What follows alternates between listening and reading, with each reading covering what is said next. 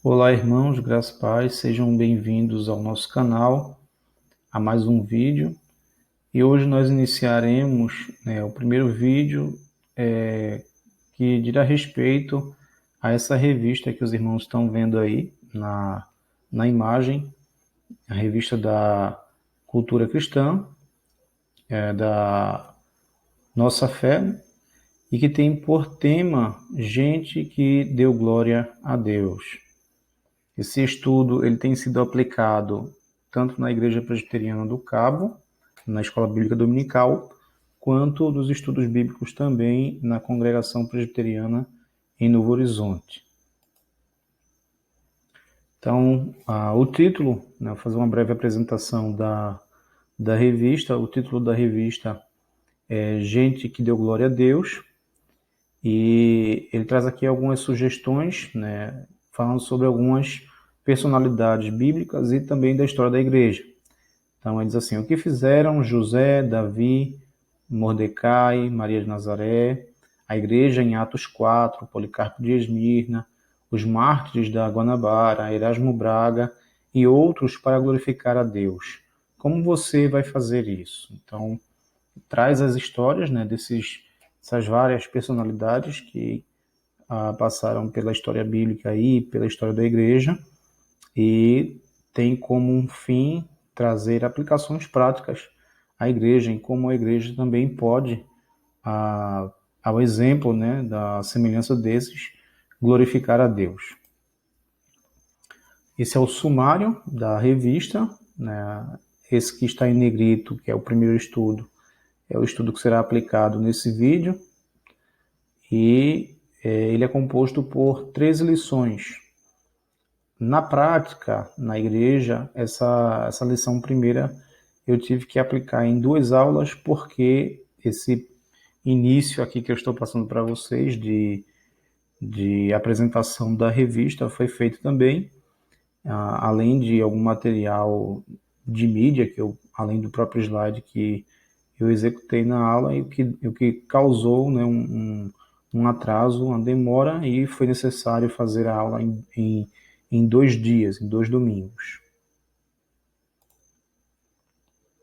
O objetivo da revista, da lição, ao final dessa lição, nós deveremos saber que Deus é soberano, na história, no sentido macro, ou seja, na história mais ampla, do universo, mas também que Deus é soberano na vida de cada indivíduo, ou seja, no sentido micro, no sentido mais individual, e que conduz também todos os acontecimentos da vida segundo sua vontade soberana, até mesmo os piores momentos. Essa imagem, ela não faz parte da revista, foi uma inserção que eu fiz. A ideia é que você reflita, ao olhar para essa imagem, e possa observar na história da redenção, na história do universo, como Deus tem guiado a história para que as coisas, no fim, correspondam ou sejam conformados à vontade de Deus, e que no final todas as coisas, como nós costumamos dizer, tudo vai dar certo. Então, Deus criou um mundo perfeito, um universo perfeito, sem pecado, sem nada disso, por causa da desobediência de Adão, o mundo caiu em pecado, trouxe a miséria ao mundo. Hoje nós vivemos, uma época cinzenta, onde o mundo ainda é contaminado pelo pecado, e nós podemos observar as consequências disso todos os dias, mas nós temos a esperança que Deus está conduzindo a história para que um dia tudo seja feito novo.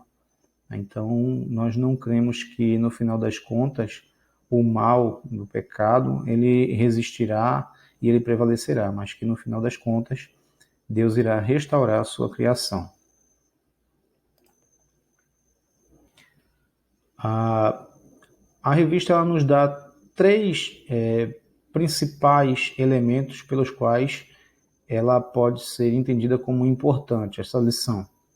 Então, em primeiro lugar, nós somos inclinados a aceitar que coisas ruins aconteçam com pessoas ruins. Quando um criminoso, por exemplo, ele leva um tiro, ou uma pessoa opressora contrai uma doença grave, costumamos pensar que Deus é justo, ou seja, isso é natural do ser humano, porque o ser humano tem um senso de justiça corrompido. Então, a gente não costuma observar, não costuma reconhecer, a não ser que por uma graça divina, que nós somos pecadores. E por às vezes não fazer ou cometer pecados idênticos a de outras pessoas, nós nos consideramos sempre mais justos do que os outros. Então, uma tendência natural da humanidade é ser inclinado a até aceitar que coisas ruins ocorram com pessoas ruins. O segundo motivo pelo qual essa lição é importante é porque também, né, na mesma medida, nós somos inclinados a aceitar que coisas boas aconteçam com pessoas boas. Como eu disse, né, nós temos uma tendência a acreditar que somos justos, sempre justos o suficiente.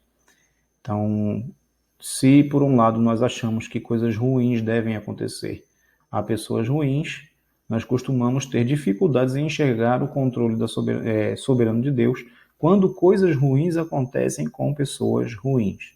É bom a gente lembrar que o texto base para essa lição é o texto de Gênesis 37 e 39, mais especificamente, né, um versículo que esgota toda a lição seria o capítulo 50 e o verso 20, que trata sobre a vida de José.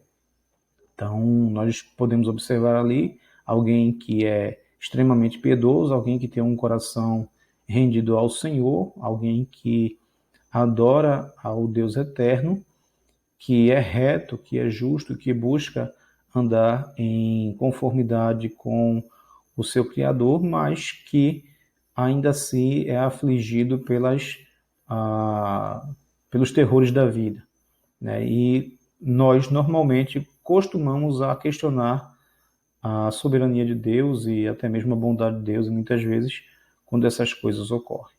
E o terceiro motivo pelo qual essa lição é importante é que a lição mostra que Deus é sempre soberano e está no controle mesmo quando as coisas vão mal, ainda que não tenhamos todas as respostas, o que normalmente nós não temos. Um dia nós veremos como a sabedoria de Deus governou todas as coisas, mesmo nos piores momentos. Aí é uma frase que eu sempre costumo dizer, é que, penso eu, a teologia calvinista ela se preocupa em demonstrar aquilo que a Escritura aponta. Né? O fato de nós sermos limitados e não entendermos o que a Escritura aponta, né? Ou seja, não conseguirmos entender as coisas que ela claramente nos mostra, isso é uma limitação nossa e não da Escritura e não de Deus. Então as coisas ocorrem, né? É uma questão não só de permissividade, mas é uma ordenação do Senhor, mas algumas coisas a gente realmente não consegue compreender. Como é que eu convivo com isso? Eu convivo muito bem sabendo que Deus é soberano e que eu sou responsável pelas minhas ações. Então, não vejo contradição nenhuma nisso, simplesmente um paradoxo.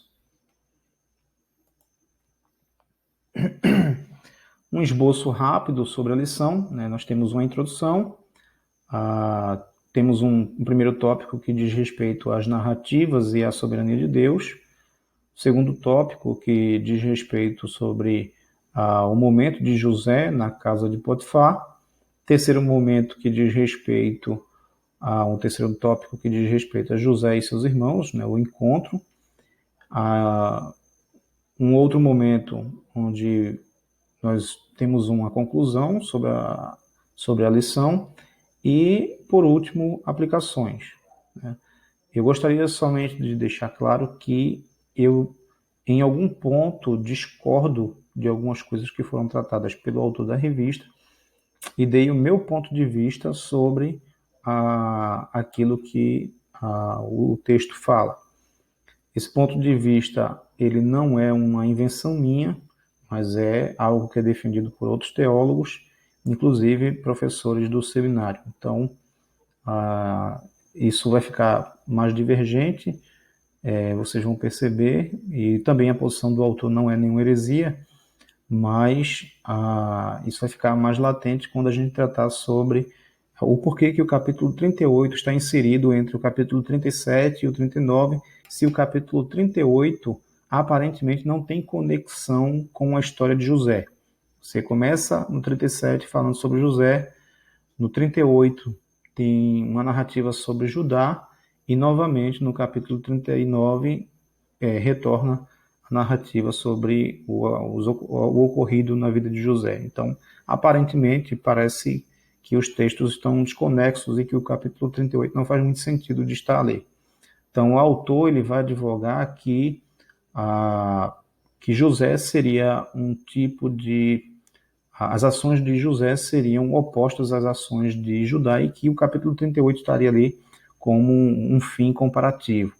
Muito embora, no final da lição, ele reconheça que o propósito principal do capítulo 38 é, na verdade, demonstrar a soberania de Deus, no cuidado de Deus para preservar o seu povo, e não necessariamente essa ideia de oposição entre a postura de Judá e a postura de José, né? Mas, inicialmente, a ideia que ele lança é essa. E eu discordo, eu penso que a intenção do capítulo 38 é, de fato, demonstrar que Deus está agindo para preservar o seu povo, né? E, principalmente, para preservar a semente de Judá, que é a tribo da qual o Salvador nascerá.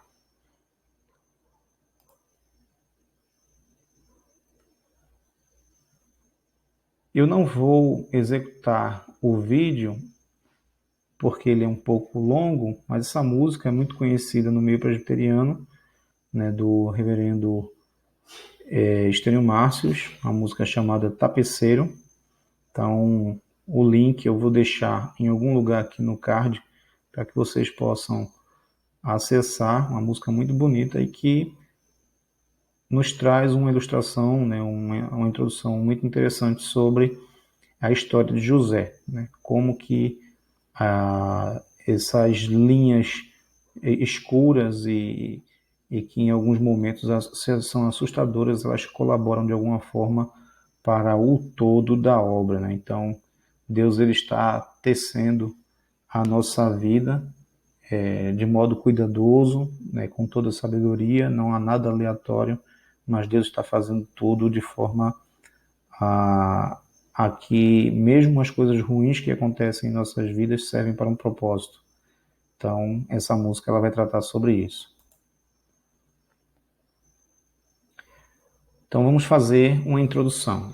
Na introdução, gostaria de ver com os irmãos que, em primeiro lugar, o cosmos, o universo, ele não é fruto do acaso. Então, Deus ele tem tomado conta do mundo, né, tem ordenado todas as coisas, e nada, nenhum evento, por mínimo que seja, ele ocorre, ocorreu ou ocorrerá por acaso no universo. Então, no Salmo 19, por exemplo, no verso 1, se você tiver com a sua Bíblia, abra e leia, mas o salmista ele vai dizer assim, um salmo bem conhecido, Salmo 19, verso 1, onde o salmista diz assim: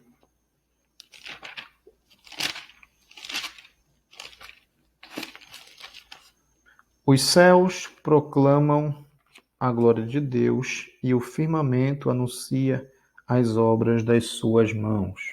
Então o texto ele deixa bem claro que tudo que existe não veio a partir do nada, do acaso, mas que Deus ele criou todas as coisas e deixou sua assinatura na sua criação, de modo que nós podemos reconhecer a existência ou a existência de um Criador por causa daquilo que foi criado, né? Existe uma causa que trouxe à existência tudo o que nós podemos observar.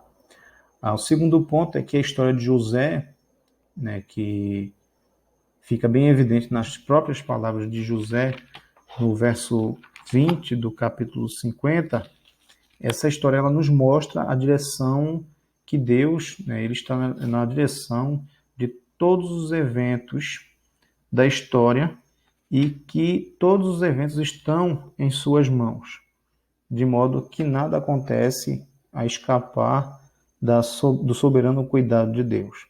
No verso 20 do capítulo 50, o texto diz assim: Vós, na verdade, intentaste o mal contra mim, porém Deus o tornou em bem, para trazer, como vedes agora, que se conserve muita gente em vida. Então, são palavras do próprio José, que reconhece a direção, né, soberana de Deus sobre sua vida e sobre os eventos que ocorreram na sua vida.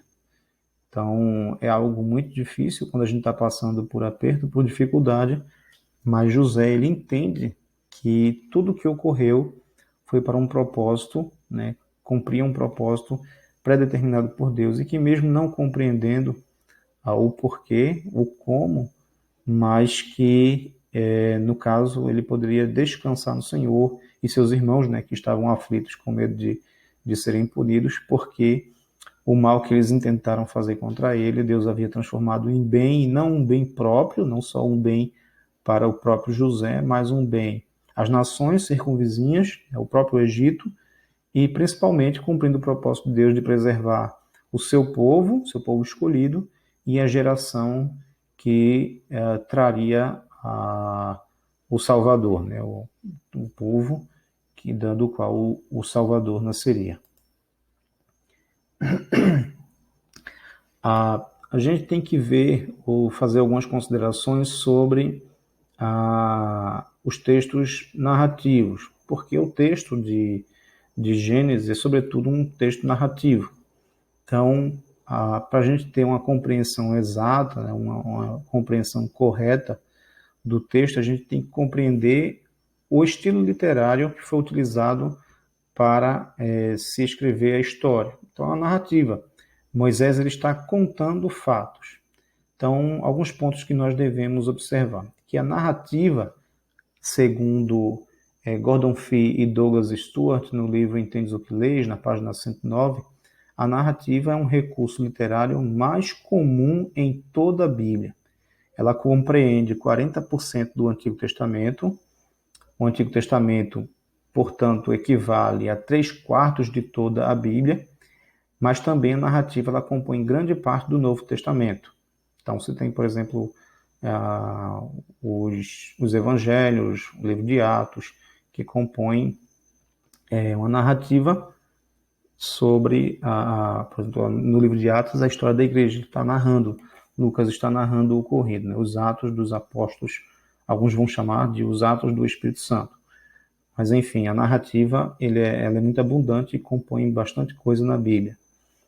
O segundo ponto é que as narrativas bíblicas ficam evidentes a fragilidade humana, mas também a soberania de Deus. Então, você tem aqui o exemplo, no texto de Gênesis especificamente, os irmãos de José são apresentados por suas faltas, e o próprio José, que muito embora não seja apresentado por faltas, mas pelo seu caráter, né, o texto demonstra a sua impotência diante dos eventos ocorridos e a sua dependência de Deus.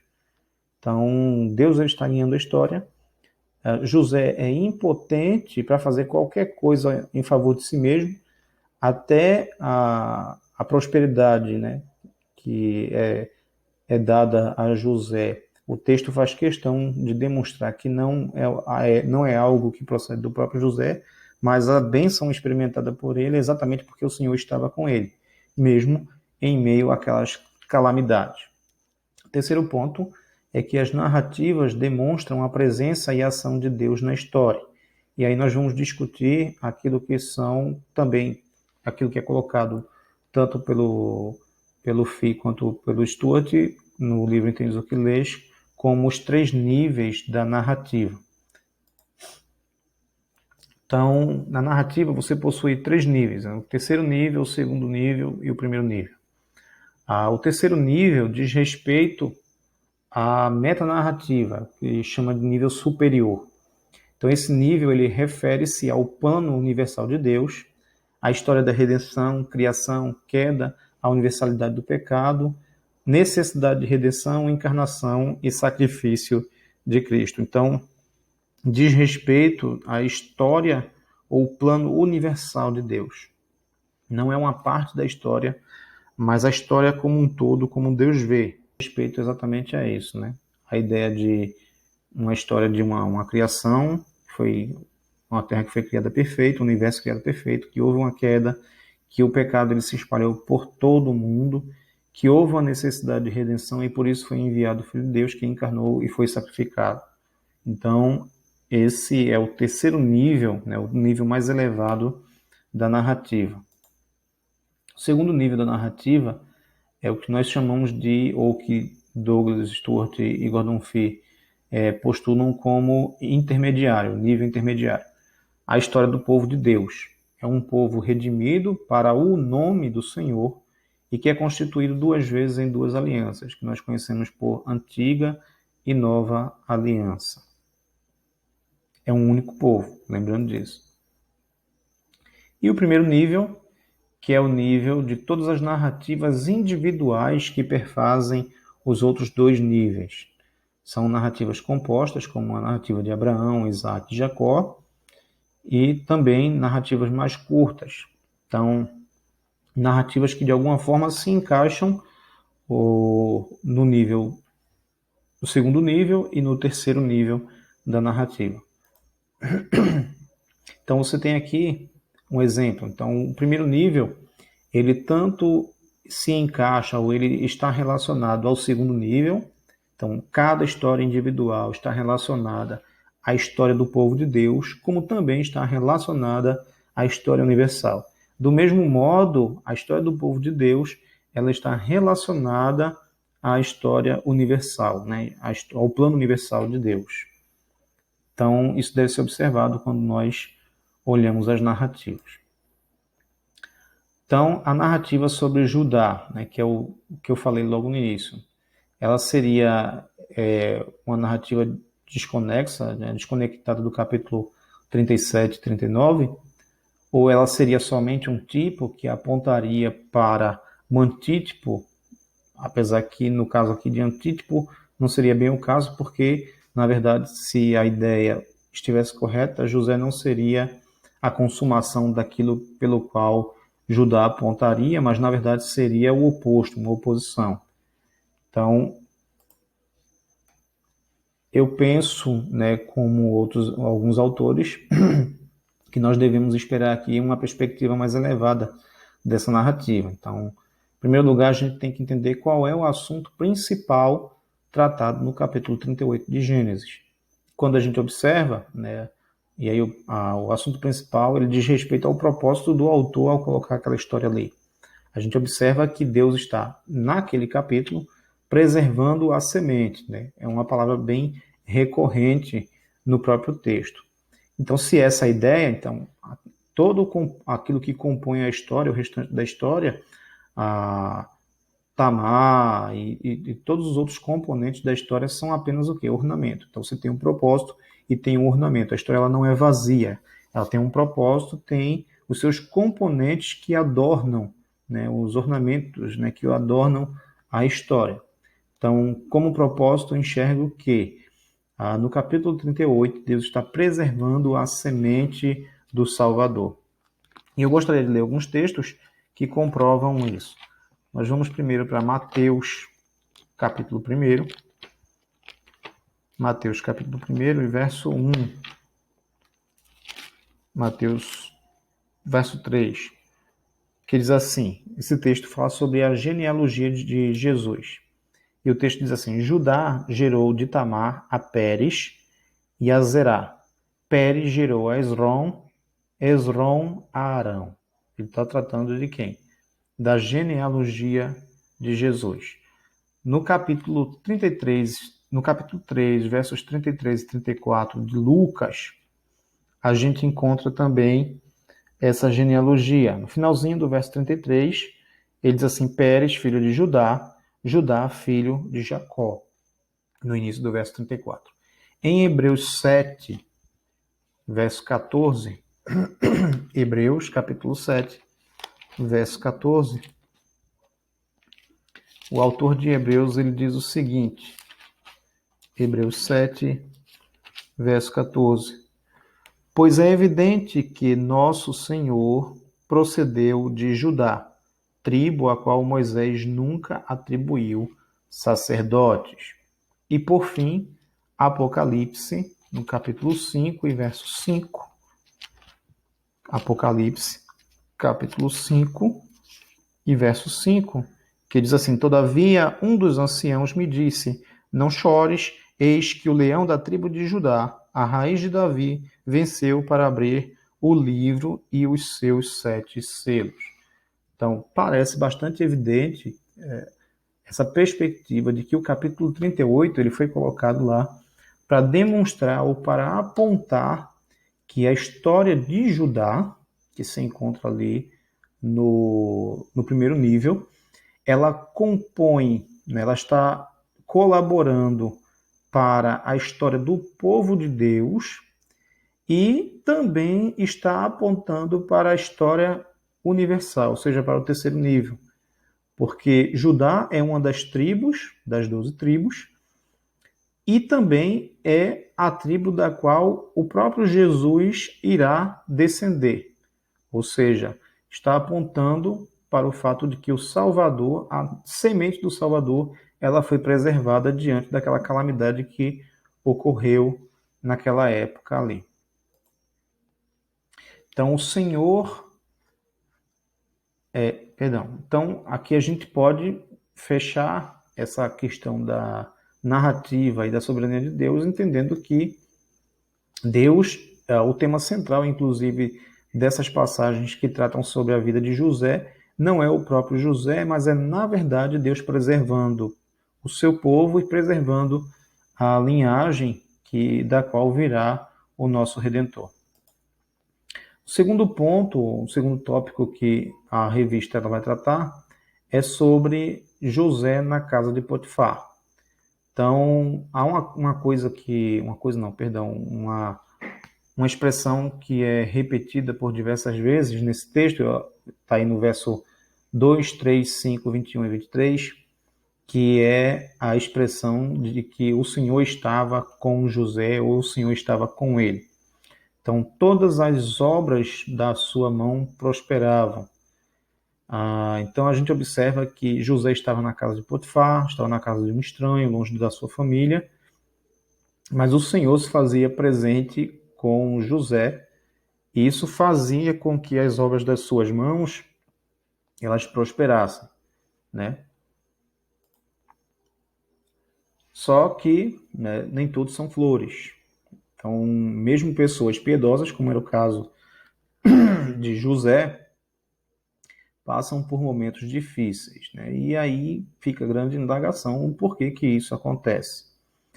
E a resposta que nós temos, né, a resposta simples, que não esgota a questão, porque há coisas que nós de fato não podemos explicar, são coisas que competem somente a Deus, ao seu conhecimento, e que ele de fato ainda não dividiu e não sabemos se irá dividir conosco, é porque essas coisas acontecem.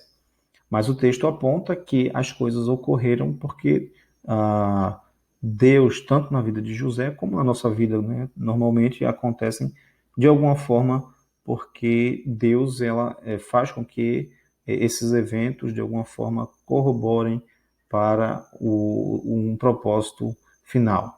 Então, nós temos o exemplo do verso 20, né, que nós já lemos, mas nós temos também Romanos 8, 28, que é um texto bem conhecido, onde Paulo diz assim, ele praticamente repete as palavras de José.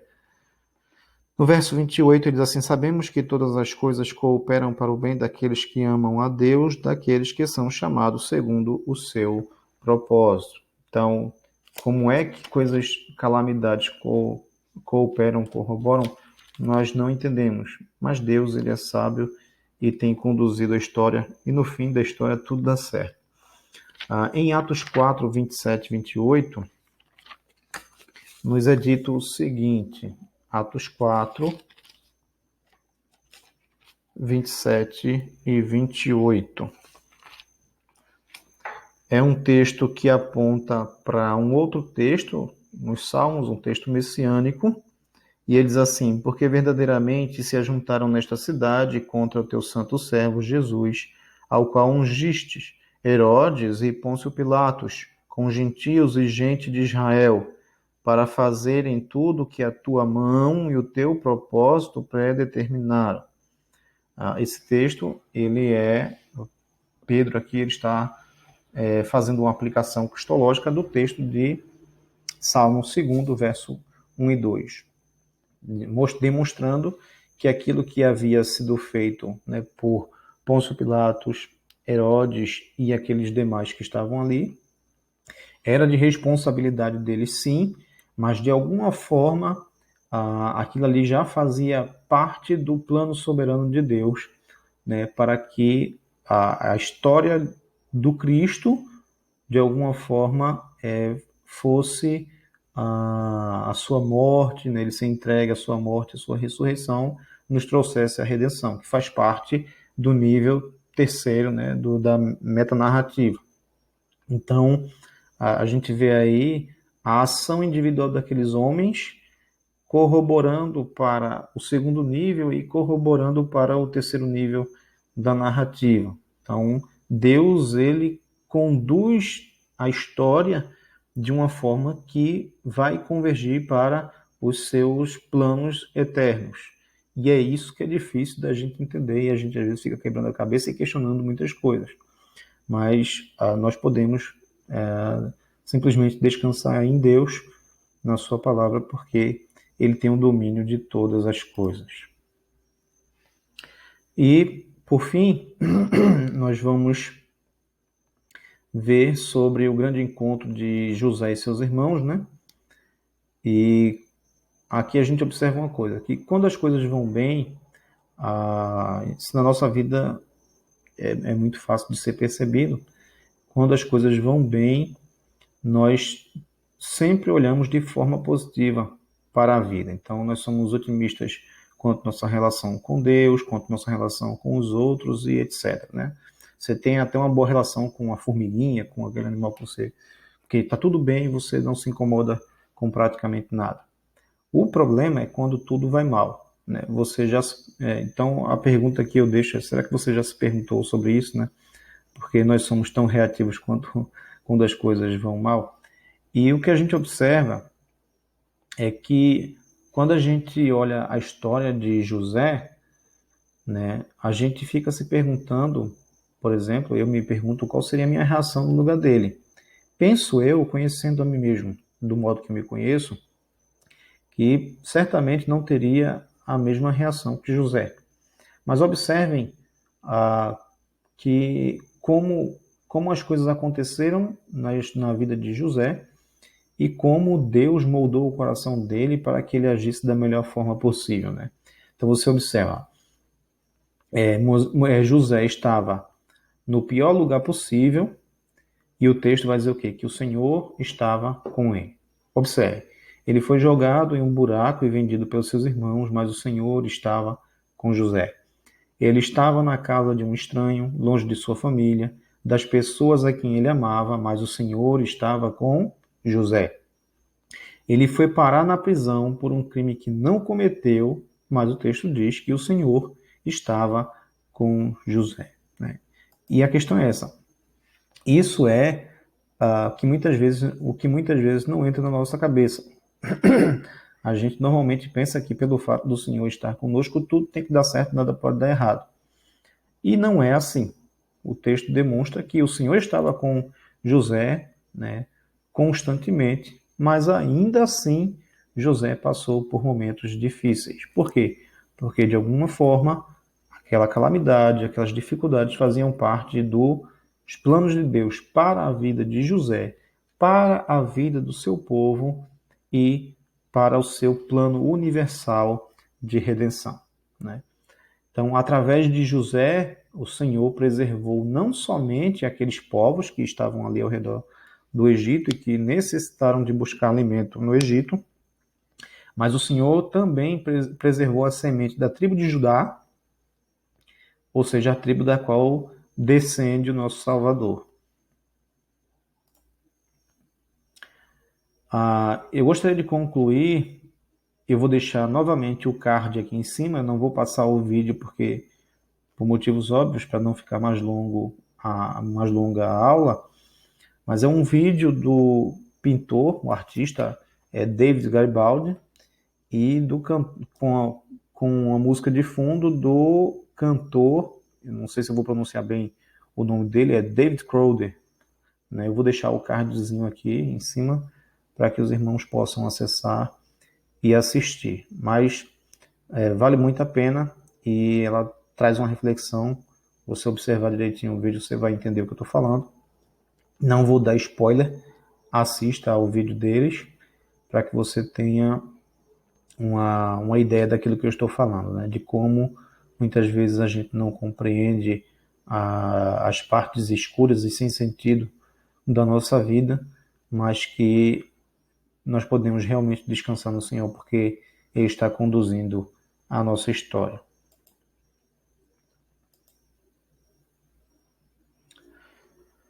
Aplicação, irmãos. Esse é o momento em que nós trazemos algumas práticas aos irmãos, e eu não sei quantos dos irmãos já ouviram a expressão receita para o desastre, eu acho que muitos já devem ter ouvido. Essa expressão é normalmente dita quando as coisas estão caminhando de mal a pior, ou quando fazemos alguma coisa que realmente, inevitavelmente, né, trará prejuízos, trará consequências drásticas, né? Então, quando as coisas estão caminhando para uma direção em que parece não haver solução, é comum que entremos em desespero e não poucas vezes nos perguntamos se de fato Deus irá fazer alguma coisa para nos socorrer. Você já deve ter passado por no mínimo uma situação assim. Mas a história de José, irmãos, ela nos traz, ou nos mostra que independente das circunstâncias, Deus ele reina soberano e tem total controle sobre tudo que ocorre, que ainda que não consigamos entender, e normalmente nós não conseguimos, todas as coisas convergem para a glória de Deus, né? E aí, eu gostaria de fazer uma pergunta a você. Você pode pausar o vídeo e depois de responder a si mesmo, você pode ver as minhas sugestões que estarão no próximo slide. Então, pare o vídeo nesse momento e se pergunte como você pode glorificar a Deus. Depois você dá o play novamente e vê as sugestões que eu vou colocar aqui. Então, irmãos, as sugestões, né, ou aplicações que eu gostaria de trazer aos irmãos para como nós podemos glorificar a Deus. Em primeiro lugar, nós devemos ser fiéis ao Senhor. Acho que a fidelidade fica muito clara na vida de José. José ele era um homem piedoso. Ele passou por dificuldades, mas as suas dificuldades, né, seus problemas não foram ocasionados, como muitos pensam algumas vezes, que foram ocasionados pela sua impiedade, né, ou por pecado, né, pecados cometidos diante de Deus. Mas José era um homem piedoso e ainda assim passou por dificuldades.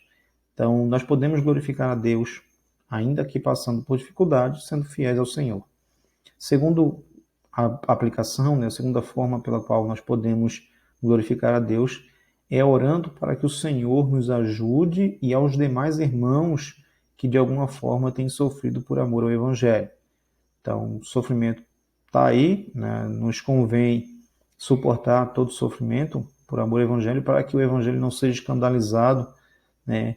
E para que o Senhor seja glorificado por meio mesmo dos nossos sofrimentos, né? Então, nós devemos orar para que o Senhor nos ajude, né, pessoalmente, e ajude os demais irmãos que, junto conosco, têm buscado ser fiéis ao Senhor, ter uma vida piedosa e que ainda assim têm passado por alguns bocados. A terceira aplicação é que nós podemos glorificar a Deus confiando que Deus é o Senhor da história. Então, nada acontece por acaso, nada acontece espontaneamente, ou sem sentido, ou sem um propósito. Deus ele tem um propósito para cada evento que ocorre na história. Se eu e você temos dificuldades para entender isso, isso é uma limitação nossa, mas não é uma limitação da palavra de Deus, nem uma limitação do próprio Deus. E a quarta e última aplicação de como nós podemos glorificar a Deus é reconhecendo que não temos todas as respostas, ou seja, esgota tudo aquilo que eu falei antes sobre não entendermos, mas que ainda assim descansamos em Deus e na sua palavra. Nós devemos confiar em Deus, confiar que Ele é sábio, que Ele é soberano e que Ele sempre tem feito o melhor para nossas vidas, para a vida do seu povo e para nos conduzir a uma restauração eterna, né? Então, confiados nessa soberania de Deus, nós podemos descansar naquilo que a palavra de Deus apresenta sobre Ele mesmo. Então, que o Senhor nos abençoe e nos capacite, irmãos, a viver de forma íntegra e glorificando a Deus. Deus os abençoe.